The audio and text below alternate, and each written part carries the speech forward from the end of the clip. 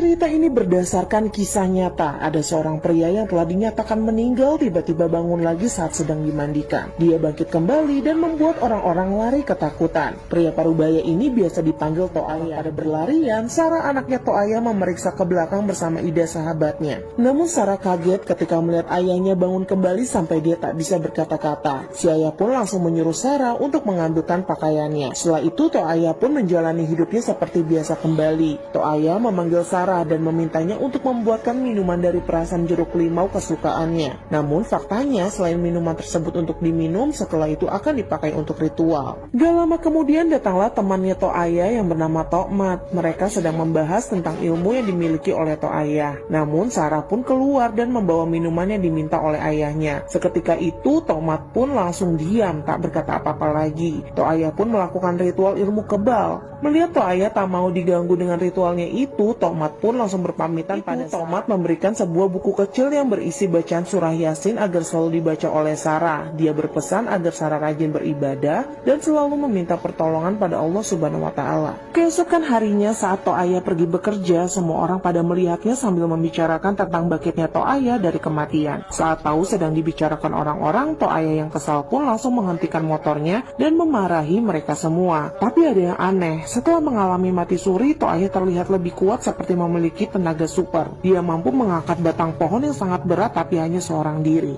Malam harinya terlihat Sarah yang sedang belajar ilmu bela diri dengan ayahnya. Namun tiba-tiba Toaya berteriak sehingga membuat Sarah kaget. Karena ternyata ayahnya itu mengerang kesakitan dan muncul api yang membesar di sekeliling tubuh Toaya. Toaya yang kepanasan berteriak-teriak minta tolong, namun Sarah bingung tak bisa berbuat apa-apa. Sarah sangat frustasi melihat ayahnya hampir terbakar. Namun semua itu ternyata hanya mimpi buruk Sarah saja. Tapi dia melihat kedua telapak tangannya ada bekas luka bakar, seolah mimpi itu seperti benar-benar nyata.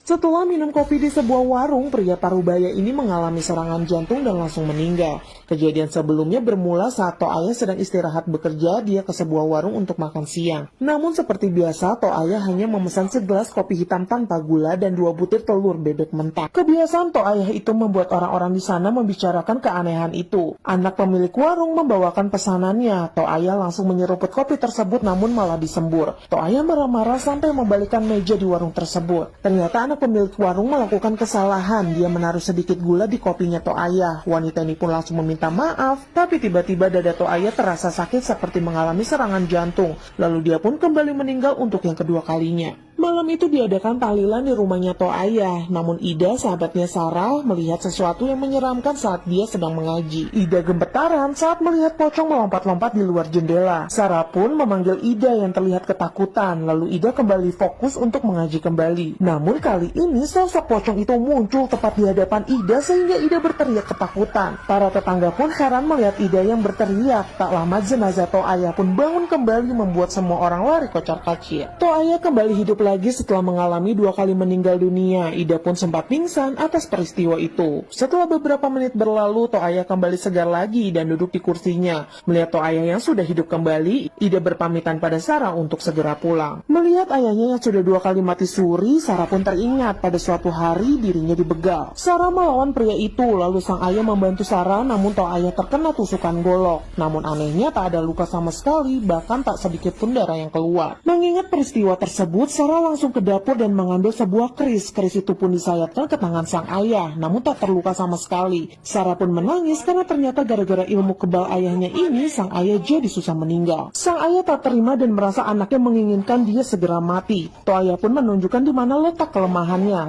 Seorang anak memasak rebung hitam lalu menyuapi ayahnya makan dengan masakan itu. Namun ayahnya melempar piring tersebut dan tiba-tiba saja tubuhnya menjadi kaku. Toaya pun tersungkur jatuh dan badannya menjadi kejang. Setelah itu dia lemas dan tak sadarkan diri. Sarah yang tak tega melihat ayahnya hanya bisa menangis. Hingga keesokan harinya Ida datang untuk menemui Sarah. Mendengar suara sahabatnya itu, Sarah pun langsung membukakan pintu. Sambil bersedih, Sarah langsung menceritakan apa yang sebenarnya terjadi pada ayahnya itu. Lalu mereka pun menidurkan tubuh Toaya di atas kasur di ruangan tengah. Setelah itu, Ida keluar untuk meminta tolong warga. Setelah Ida keluar, Sarah langsung ke dapur dan mengambil sebuah gunting. Ia akan melaksanakan pesan sang ayah untuk memotong tali dari kain kafan yang ada di pinggang sang ayah. Namun anehnya, tali itu tak bisa digunting. Sarah pun menjadi kesal dan sangat frustasi. Lalu Sarah meminta pada ayahnya untuk mengikhlaskan semuanya yang ada di dunia ini. Dan Sarah membaca doa agar semua dimudahkan. Sarah mencoba mengambil gunting kembali dan memotong tali itu dan ternyata berhasil. Tapi hal itu tak langsung membuat ayahnya meninggal. Toaya malah semakin kesakitan karena dia mengalami sakaratul maut yang hebat. Tak lama kemudian, Tokman dan para warga pun sampai di rumah mereka. Tokman menuntun Toaya untuk melafalkan bacaan la ilaha illallah dan membacakan doa. Namun salah seorang warga membuka ujung atap rumah mereka karena ini salah satu syarat dari Toaya. Setelah atap itu dibuka, Toaya pun langsung berteriak dan mengalami sakaratul maut yang menyakitkan. Lalu dia benar-benar meninggal dunia. Setelah itu pemakaman jasad Toaya pun telah selesai dilaksanakan dengan dibantu oleh Tokman dan para warga. Tokman bertanya pada Sarah apakah sang ayah meninggalkan sebuah pesan sebelum meninggal, namun Sarah menjawab tidak ada. Malam harinya seorang warga terkejut karena melihat kedatangan Toaya dengan wajah yang sangat pucat. Ternyata Toaya ingin mencari suaminya yang bernama Toali, namun mereka tak tahu jika Toaya itu sudah meninggal. Dia pun langsung mengajaknya masuk ke rumah dan berbicara. Tapi tiba-tiba wajah Toaya berubah menjadi menyeramkan. Ia datang menemui Toali untuk menagih hutang janji. Jadi Toali, Toaya, dan Tokmat adalah satu seperguruan. Mereka bersama-sama mempelajari ilmu kebal dan membuat perjanjian. Jika salah satu dari mereka ada yang meninggal, maka Toali dan Tokmat harus melakukan ritual waris agar arwahnya bebas dan tidak ditahan oleh sosok jin yang menjaga mereka. Lalu keesokan harinya, Toali mendatangi toko milik Tokmat jualan. Toali marah-marah karena Tokmat tak memberitahu dirinya bahwa ternyata Toaya sudah meninggal. Ternyata sudah lama Tokmat ini melepaskan ilmu kebalnya dan telah bertaubat. Jadi Tokmat tak mau lagi berhubungan dengan ilmu hitam dan tak mau melakukan ritual seperti perjanjian mereka sebelumnya. Lalu ketika Tokmat mau menutup warungnya, tiba-tiba saja sosok Toaya muncul dan mendatanginya. Melihat itu, Tokmat bersiap-siap untuk berjaga-jaga jika sesuatu terjadi. Ternyata benar arwah Toaya menyerang Tokmat, namun anehnya arwah itu langsung menghilang ketika berada di hadapan Tokmat. Lalu di tempat lain ada sekelompok warga yang sedang membicarakan tentang almarhum Toaya. Namun setelah itu terdengar suara Toaya dan Toaya pun muncul di hadapan mereka semua. Dia berteriak mengerikan, membuat mereka semua ketakutan dan lari kocar-kacir. Sementara itu Sarah yang baru selesai sholat mendengar lagu kesukaan ayahnya dari ruang tengah. Sarah pun keluar dan mematikan piringan hitam itu. Namun bulu kuduk Sarah berdiri saat di belakangnya kursi goyang sang ayah bergerak sendiri. Sarah pun menghentikan kursi itu, tapi piringan hitam tersebut kembali berbunyi dan ada tangan yang menariknya membuat Sarah pun langsung pingsan. Pocong sang ayah kembali balik dan duduk di kursi singgasananya. Sebelumnya pagi itu Sarah terbangun dari pingsannya tadi malam setelah sesosok makhluk halus telah menarik tangannya. Lalu Sarah melihat ada banyak tanah kuburan di atas tempat tidur sang ayah. Setelah itu dia mencium bau yang sangat busuk dari arah ruang makan. Ternyata ada sepiring nasi yang penuh belatung. Melihat itu Sarah pun menjadi kesal karena dia tahu ini adalah perbuatan ayahnya yang kembali setiap malam sebelum 40 hari atas kematiannya. Frustasi atas kejadian itu, Sarah pun curhat pada sahabatnya Ida. Dia betul-betul tak paham masih ada urusan apa lagi yang belum selesai karena arwah sang ayah selalu pulang ke rumahnya setiap malam. Saat malam, akhirnya Sarah pun memutuskan untuk melakukan ritual seperti ayahnya yang lakukan dulu. Dia memanggil arwah sang ayah dan ingin bertanya apa maksud kedatangan ayahnya itu. Tiba-tiba kursi goyang sang ayah pun bergerak sendiri. Sarah yang bisa bela diri ini pun langsung menantang sang ayah untuk keluar. Lalu keris yang ada di hadapan Sarah tiba-tiba melayang sendiri. Bersamaan dengan itu, sebuah figura foto milik ayahnya pun langsung jatuh dan pecah.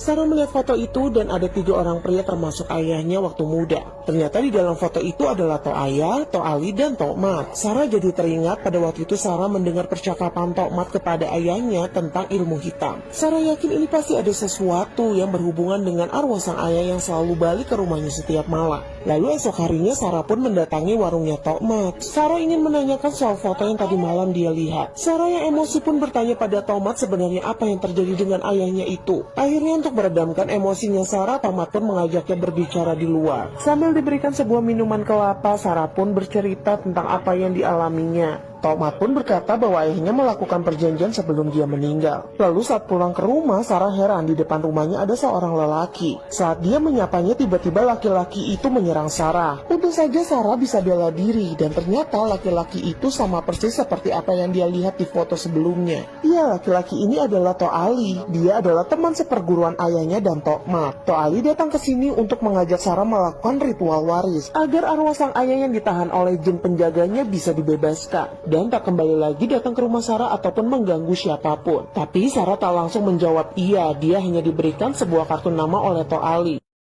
Saat lagi mencuci piring di dapur, Ida melihat penampakan pocong Tok Ayah yang mengetuk jendela menggunakan kepalanya. Tiba-tiba saja lampu rumah pun mati dan Ida pun menghilang. Sebelumnya, Ida datang ke rumah Sarah sehabis Isya. Saat mau menutup pintu rumahnya Sarah, Ida diam sejenak. Ketika melihat sosok pocong ayahnya Sarah yang melompat-lompat di luar rumah, Ida pun langsung membacakan doa. Namun Ida tak memberitahu Sarah apa yang dilihatnya barusan. Lalu Sarah mau ke kamar sebentar untuk mengecas ponselnya. Ida yang sendirian pun akhirnya ke dapur untuk mencuci piring. Namun saat itu terdengar suara mengerikan dan saat dia berbalik, Ida melihat penampakan pocong Tok Ayah ada di depan jendela. Lampu rumah pun langsung mati. Ida melotot melihat pocong itu ada di hadapannya. Sarah keluar kamar dan memanggil-manggil Ida namun tak ada jawaban. Saat mencari di dapur, ternyata Ida juga tak ada. Sarah memutuskan keluar rumah dan mencari Ida di halaman. Ternyata Sarah melihat Ida yang sedang memakan seekor binatang karena dia telah dirasuki oleh sesosok jin. Ida pun langsung menyerang Sarah dengan sebilah pisau. Untungnya saja Sarah bisa menangkis serangan-serangan sahabatnya itu.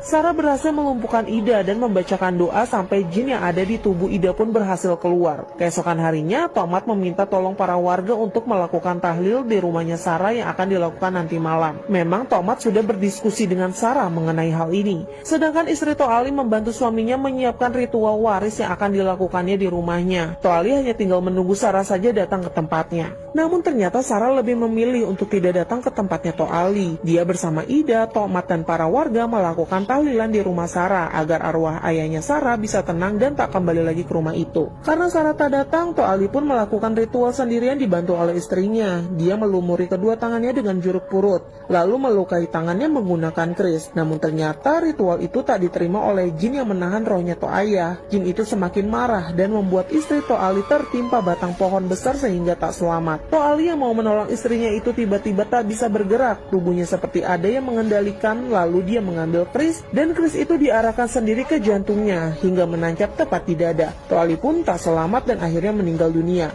Wanita ini tiba-tiba saja khayang di depan orang-orang yang sedang tahlilan. Ternyata Sarah sudah kerasukan jin penjaga arwah ayahnya. Tomat membacakan doa seketika Sarah terpental. Lalu wajah Sarah pun berubah menjadi sangat menyeramkan seperti Tok Ayah. Tomat pun berusaha menyadarkan Sarah sehingga membawanya ke dunia lain. Sampai Tomat pun bertemu dengan Tok Ayah dan mereka pun berkelahi. Ternyata sosok yang selama ini pulang ke rumah menyerupai Tok Ayah bukanlah Tok Ayah. Ternyata itu adalah sosok iblis yang membuat mereka menjadi kebal. Tomat pun berhasil mengalahkan iblis itu dan memintanya untuk pergi serta memintanya untuk melepaskan arwah Tok Ayah yang ditahannya. Dan di saat itu jugalah iblis itu pun keluar dari tubuhnya Sarah. Namun tak lama kemudian hal mengerikan pun terjadi saat Sarah mengeluarkan usus dari dalam mulutnya. Setelah semua itu keluar, barulah Sarah tenang. Tak ada gangguan-gangguan iblis lagi yang menyerang Sarah. Lalu setelah 40 hari dari kematian ayahnya, arwah sang ayah pun tak pernah balik lagi ke rumah Sarah. Sarah berziarah ke makam ayahnya dan mendoakan semoga arwah sang ayah tenang di sana. Dan Sarah selalu memaafkan sang ayah walaupun kesalahannya telah